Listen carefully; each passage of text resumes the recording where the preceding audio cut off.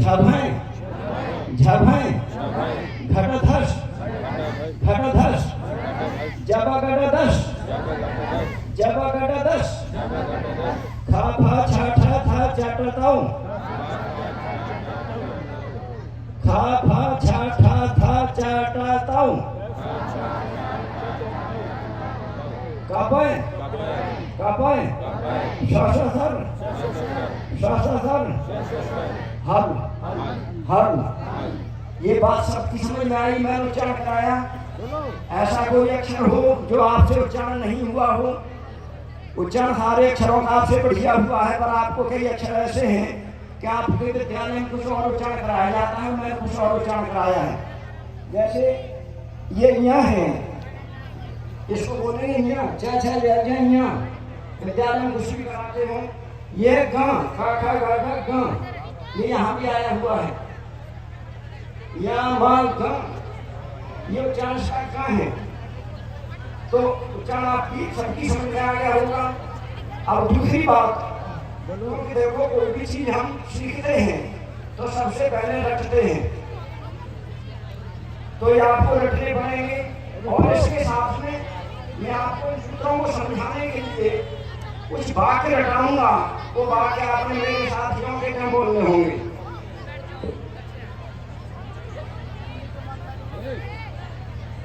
अभी पीछे जाओ, 40 रात इधर से पीछे खड़े करेंगे। मैंने चढ़ा आपको करा दिया है, तो आपको चढ़ आता है तो मैं पूछता हूँ, मैंने क्या लिख दिया? अण लिख दिया। क्या लिख दिया? अण। अब मैं पूछूंगा अण किसे कहते हैं, तो आपने उत्तर देना होगा आ से लेके ना तक के वर्णों को अण कहते हैं, हलंतों को छोड़कर। रटो इस वाक्य को, आ से लेकर के ना तक के अक्षरों को अण कहते हैं। जोर से बोलो, शाबाश, बहुत बड़ी बोलो। हाँ सही है। हलंतों को छोड़कर।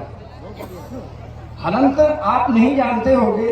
हलंत ये नीचे जो डंडा सा लगा हुआ है, इसको हलंत कहते हैं। ये हलंत लगे हुए हैं सभी अक्षरों पर, ये पीछे से जो लगे हैं ना विराम के पहले, ये हलंत कहते हैं इसको। तो मैंने क्या लिख दिया है? ये अण।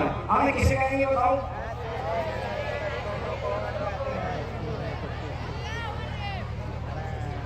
तो अब यहां देखेंगे आप, अण किसे कहेंगे? हलंतों को छोड़ दो, अण कहेंगे आ ई उ। इन अक्षरों को क्या कहेंगे? आगे समझ में। अब मान लो मैं कह देता हूं अक, क्या कह देता हूं? अक किसे कहेंगे?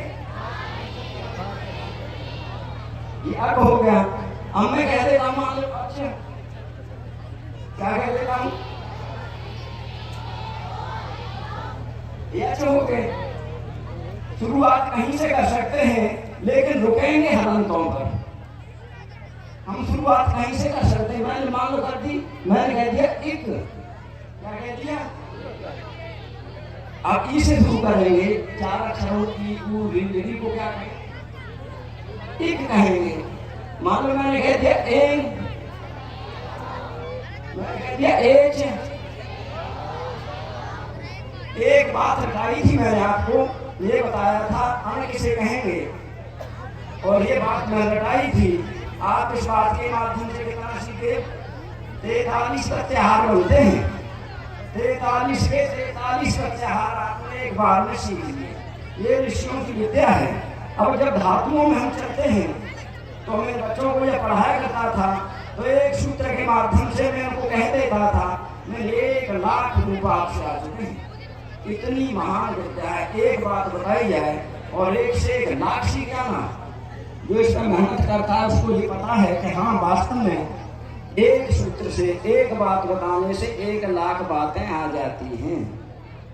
अंग्रेजी में जो कुछ रटा जाता है उसको समझा नहीं जा सकता। और हमारे साथ जो मेहनत कर लेता है, कितने भी बड़ा से बड़ा आप वहां से लेकर के वहां तक एक वाक्य में आप लिख लें, जिसका नाम हो गया है वो पदच्छेद करके सारी अलग अलग बात अलग अलग अक्षरों को निकाल देगा। अंग्रेजी में इतना दम नहीं है। 2 अक्षरों को यदि मिलाकर के लिख दिया जाता है तो दो अक्षरों को भी बच्चे नहीं तोड़ सकते। मैं कुछ अंग्रेजी का देखता हूँ।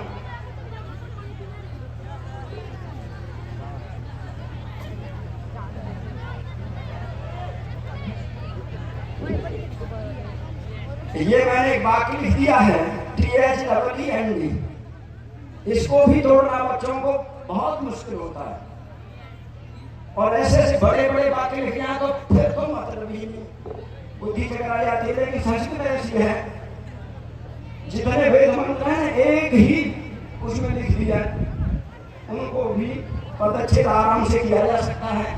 तो मैंने एक तो ये कि ऋषियों की विद्या बड़ी महान विद्या है, थोड़ा बताने से बहुत सीखते हैं।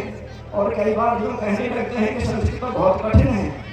मैंने आपको ये बताया कि मैंने जितना आपको बताया उतना समझ में आया कि नहीं। तो बिना किसी चीज को पढ़े हम लोग कहते हैं कि संस्कृत तो बहुत कठिन है, व्याकरण तो बहुत कठिन है, ये अच्छी बात नहीं है। जब मेहनत करें कोई बात समझ में नहीं आए तो हम उसको कहें। दुनिया की सबसे आसान भाषा संस्कृत है। और देखो बड़ी योग्यता से हम लोगों को मोड़ करके और ऐसी बेहूदी भाषाओं में ले जा करके फंसा दिया। अंग्रेज अपने बच्चों को संस्कृत पढ़ा रहा है। आप नेट में निकाल करके देखेंगे तो लंदन में जो विक्टोरिया का विद्यालय है, उस विद्यालय की प्रार्थना वेद मंत्रों से होती है। और हमारे यहाँ अंग्रेजी में क्या क्या हो रहा है। तो आप ऋषियों की तरफ बढ़ें, अपने शास्त्रों को पढ़ें, इसी से देश महान होगा और आप भी महान होंगे। इन्हीं शब्दों के साथ मैं आपका धन्यवाद करता हूँ। बहुत बहुत धन्यवाद आचार्य जी का। आप इधर हो जाएंगे विद्यार्थी।